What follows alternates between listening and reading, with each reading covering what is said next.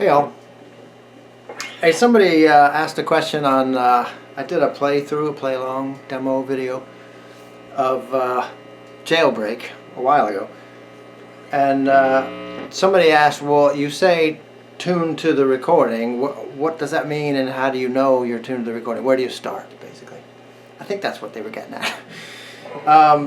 So I'm in standard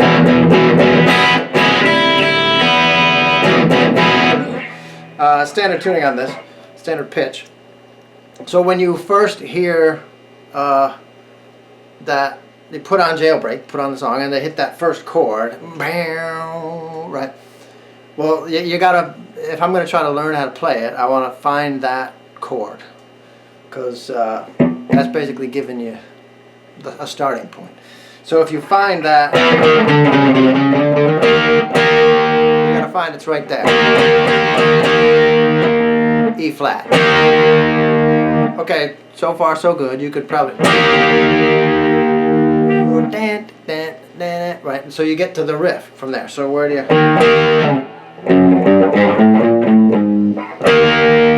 So I find it.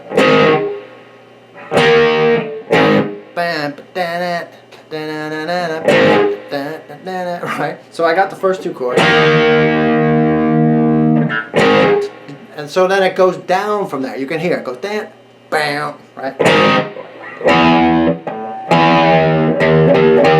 It's that note. So it's lower than E. So how can that be? Well, it can't be done in standard tuning, and not correctly, because even if you wanted to do it, you could.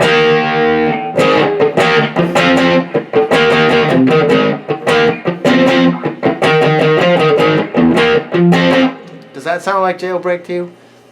If it does, God bless you. But it shouldn't. So it's tuned down, clearly. So we know that. So let's try it. This is why you keep more than one Les Paul. Right. So now.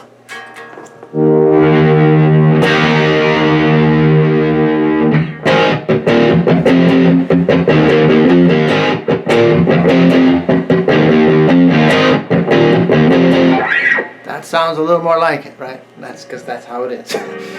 So when you hear that low note,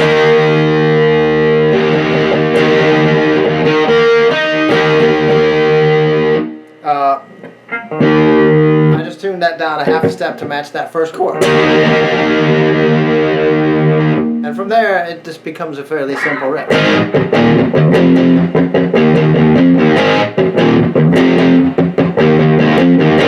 A5, E5, F sharp, all fifth chord.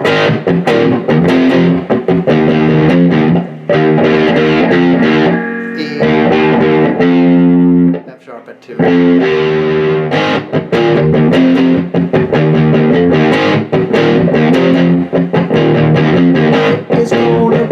I always love that. Tonight there's going to be a jailbreak somewhere in this town. Where might a jailbreak take place?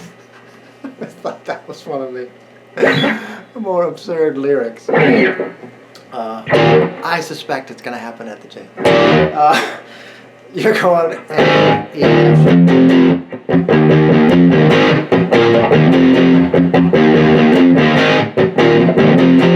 Until you finally get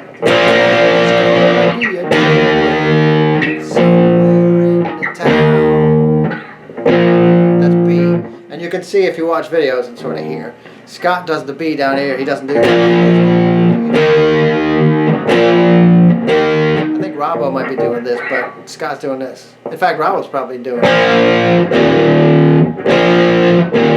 like that, down to an E there. But Scott, who's playing, I've always sort of identified with more, is doing B5 here. Gonna be a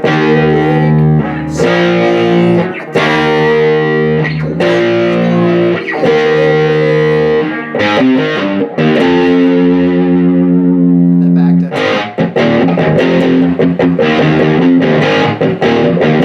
So that little lick is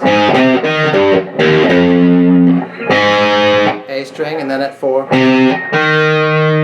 to D at 2. And then the last part is 4 on low E, open, and then 2. And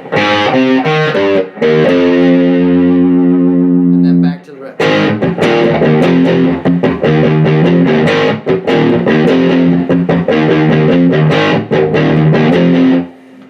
So then we go to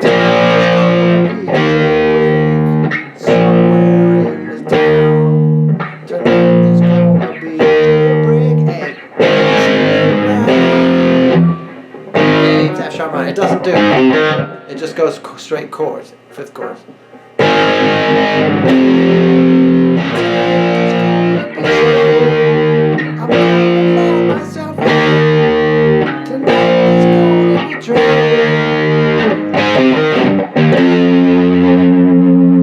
Time through it does it. And then it keeps going on that. I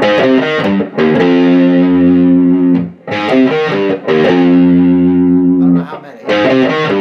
Same lick you just did. Break out.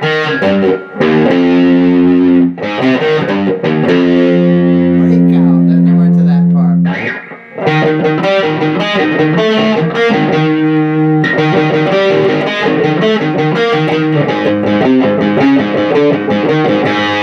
Alright, so when it goes into that middle part, the sirens blaring part, after break out. The way to think of that is the D string is just climbing up 6, 7, 8, 9 with an E note in there, A at the 7th fret.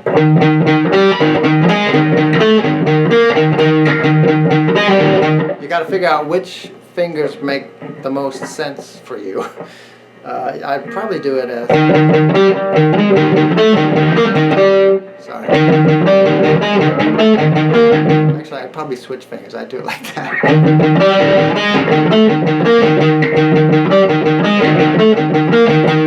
And then for the second one, you do exactly the same thing here, starting with A. So E at the 5th fret, and then A string 4, 5, 6, 7. But since it's A, you could do an open A string.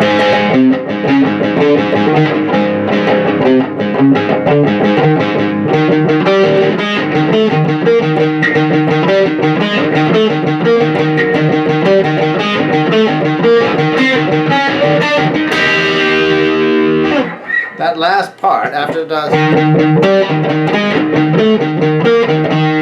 That'll take a little practice if you're not used to doing stuff like that. The hardest thing about that, these little...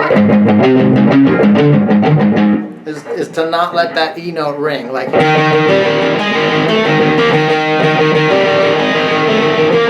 That's easy. But getting that E note to stop in between.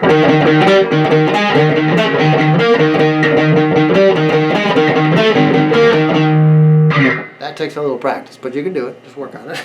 The last one goes...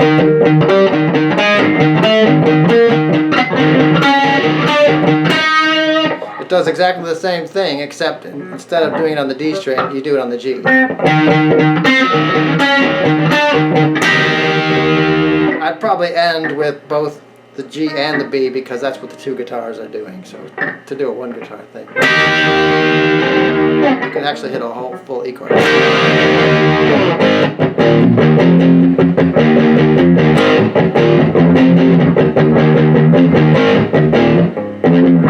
Whichever fingers make sense to you, do it your way. But I think most of the tune is that. That's the part to master, and it's not that hard.